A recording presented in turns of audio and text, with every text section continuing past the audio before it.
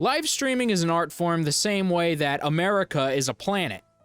It's not, but it would be pretty sick if it was, though. According to the Google search that I did in about 2 seconds, 27% of online gamers watch live streams. 27%. Jeez, that's like almost a quarter. But despite the massive market demand for quality live streams, you really can't seem to find any. It's kind of like if you go to the store and you're like, okay, I need to buy some soap, but then you go to the soap section and it's just like bags full of sand. That's what happens every single time I click on a live stream. I am hoping to get some soap, but it's just a bunch of sand everywhere. Recently, there's been a lot of discussions around live streamers like FouseyTube, Jack Doherty, Anthony from Smosh. These guys fucking suck, okay? And there's a reason that we're talking about them, right? People watch these degenerate assholes mainly because they are sociopaths and they treat everyone like shit. And we're kind of raising the next generation to be sociopaths. Like, everyone stays inside, no one's having sex anymore.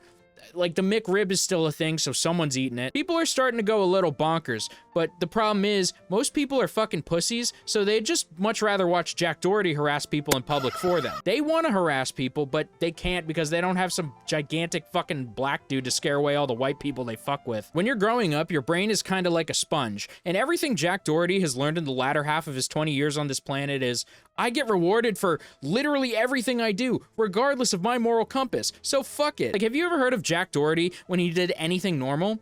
Of course not, because he has the personality of a wet piece of cardboard. Jack Doherty's most popular video on his YouTube channel is just him, like, flipping markers, okay? So he exists as a physical organism and nothing more. Jack Doherty is incapable of actually being entertaining or creating anything, so rather than doing those things that take time and effort and talent, why not just use some of that marker flipping money to pay a bodyguard to follow you around and literally make you fucking immortal? We also have people like Neon who, I don't really know what he does, but I do see him everywhere. From the clips that I have seen of Neon, he seems to be consistently trying to push the boundaries of what it means to be annoying as fuck. Neon is very young, and so he probably hasn't had the chance to experience like a severely traumatic event yet. I'm hoping that changes soon because he needs some perspective. Because Neon seems to exist in a world where it's like, oh, funny face equal good joke. Neon's entire shtick is that he looks like a pussy, but he talks shit to everyone, which is like the perfect recipe to have your entire life fucked up. You're pretty much making yourself a walking target, all for the sake of a bunch of viewers that probably fucking hate you. FouseyTube is another one of the streamers that falls into this category of like super provocative and controversial streamers that have come up lately. FouseyTube seems to believe that no amount of shame or embarrassment can overcome the amazing feeling of everyone paying attention to him. FouseyTube is diagnosed with bipolar disorder and is pretty much in a constant state of psychosis, which admittedly makes for pretty good content. I used to feel bad for him, not so much anymore, mainly because he's just a piece of shit. And being bipolar doesn't make you a piece of shit. I mean, if he gets diagnosed with BPD, maybe we'll have that discussion, but ultimately there's a reason that these people exist. They are entertaining, and so there's a market for these guys. Simple as that. Not to mention they go against societal norms in a woke society, which pretty much just means sexually harassing women. I'm so glad I met you. Or getting fucking arrested. I'm changing the world. But what's the real problem here? It's the state of modern live streaming in general. Most live streamers are not entertaining at all, and more specifically, it's way too sanitized. People are inherently very radical, and so it's very rare you'll see someone say like, oh, woke shit is really bad, but also don't be racist. It's either be racist or be woke, no in between. I'm of the belief that we should be a little woke and a little racist. And we see that radical nature of human beings with live streaming, where it's like, holy fuck, Pokimane, you are so goddamn boring. I guess that means I gotta go watch the Island Boys have sex with each other. I don't really watch many live streamers, mainly because they're just super vapid and boring, and I've learned this just from watching their clips content. Sometimes the 5G chip in my brain will like activate and will force me to scroll through the shorts tab, and holy shit, this Skinwalker, Cutie Cinderella, who the fuck is watching this person? Cutie Cinderella is proof that you don't need to have literally anything going for you to be a successful live streamer. So if you can't make it as a live streamer, you're less than boring. You're like excessively unpleasant. Like, I understand why Pokimane has viewers, right? She's attractive and has a decent enough personality where you can like pretend that she's your girlfriend and survive another night of loneliness. Or Hassan, you know, he's nice to look at, and whenever he opens his mouth, I thank my lucky stars I wasn't born retarded. But Cutie Cinderella contributes absolutely nothing. She's insanely boring and bland, almost to the point where I feel like I'd rather watch two naked, oiled up men making out and having sex and rubbing each other's muscles and kissing each other's necks and stuff. Which, by the way, I don't want to do that. She often hangs out with Maya Higa, who is also just not funny or interesting or literally anything at all. The only positive thing I can say about Maya Higa is that she exists as a physical being on this plane of reality. These two people are insanely fucking boring. I don't know how they've gotten away with doing so much content together for as long as they have. I mean, think about how badly they bombed the Streamer Awards when they co-hosted it. A lot of people say that streamers have massive egos. They're narcissists. They're only in it for the money. They are the fakest people on the planet. All of that is super, super true, right, everybody? Eh? Yeah. The irony of doing a self-roast where you make fun of your vapid and shallow personality while being completely disinterested in even attempting a decent delivery it's insane. I don't even know how to describe it. It's like ironic, unironic irony, which I would give you credit for, but I don't think that was the goal, nor was it done well. Then you have people like XQC, who managed to be extremely famous and make a shitload of money despite speaking in ancient tribal runes. I have a few friends who are juicers, and they tell me that after a few months of watching him, you just start to learn what he's saying, which I'll admit is pretty funny, but also, like, why the fuck would you watch a streamer for 3 months when you don't even understand what words they're using? I guess it's pretty easy when you consider the fact that 80% of his content is him just silently watching coherent people speak for him. It's extremely shocking the massive amount of uninteresting, personality-devoid, vapid millionaires that are able to get so many people to watch them, despite bringing, like, nothing to the table. Seriously, just pay a visit to any streamer's clips channels, and you'll, like, start to question how the fuck they even got to this point. There's this one streamer, her name is Emaru, and I see her clips a lot for some reason. Emaru is kind of like the Sistine Chapel of streamers. Like, I see her, and I'm like, wow, you know, I like looking at this, but that's kind of it, and I don't know what else I'm supposed to do. Like, I went to Emaru's channel, and her most recent short is literally just two people with no chemistry having the worst conversation ever. Okay. Okay. Funny. Yeah. Yep. Really funny.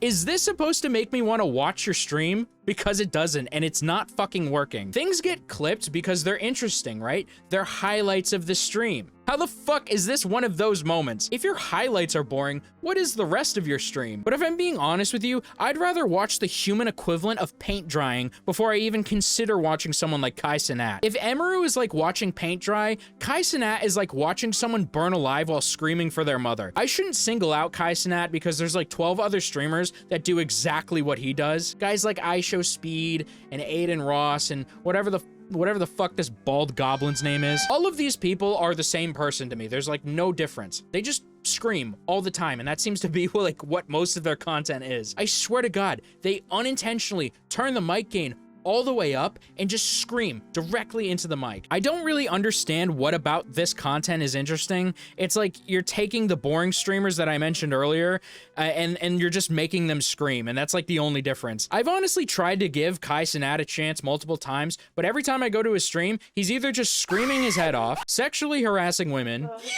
or he's just dancing to copyrighted music. It's nothing. Nothing is happening right now. Speed is pretty similar, where like every time I see one of his clips, he's just screaming and overreacting to everything. I know I sound like a boomer, but like, I don't get it. Why the fuck do people watch this shit? There's nothing entertaining about it. Like, I feel like there's no personality traits with most streamers. Like, they all seem to be the same flavor, just with different branding. Think back to last year when all those NPC TikTok streamers started blowing up. It's weird because I feel like all streamers are exactly like that, and I never understood the fascination. Give them a certain amount of money, they'll make a funny face. TTS them something out of pocket and they'll have a different reaction. SWAT their house and they'll probably have something else to say about it too. Most live streamers' streams don't really revolve around them doing anything interesting. It's just input and output. I mean, that's why live streaming is so attractive, right? Like, because you get to interact with the people in real time, but it seems like that's all it is. And this is exactly why streamers like Jack Doherty and Neon are doing so well, because love it or hate it, like, this shit is entertaining. It is fun to watch people treat other people like shit. Not that I think it's a good thing, but it is objectively fun to watch. We as humans cannot look away from the car crash. That doesn't mean we like watching cars burst into flames. It just means we like watching them crash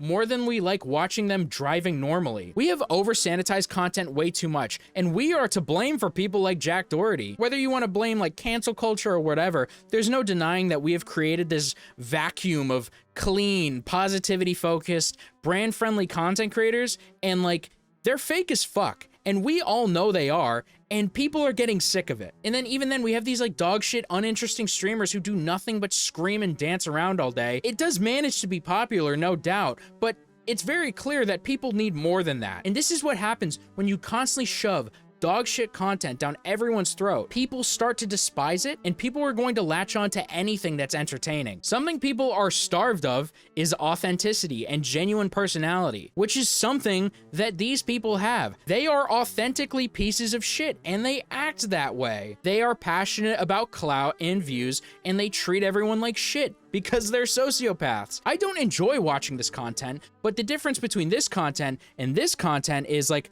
I understand why people watch this. It's the only form of content where I'm not scratching my head, confused why they have an audience. I totally get it. And the worst part is, when you engage with these people and criticize them, you are just giving them exactly what they want. They want all your attention and all your negative press. I mean, it's what they've built their brands off of, and it's the thing that gets people to come back. And specifically when you platform it, people who are looking for that stuff are just going to be able to find it easier. So maybe the solution is stop rewarding lukewarm content creators for dogshit content and start supporting some good content creators instead.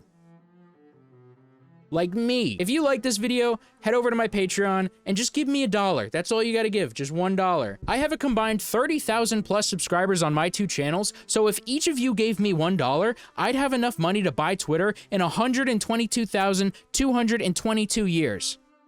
Repeating. So consider supporting and smash that like button and subscribe button for epic sex. And I'll catch you in the next video.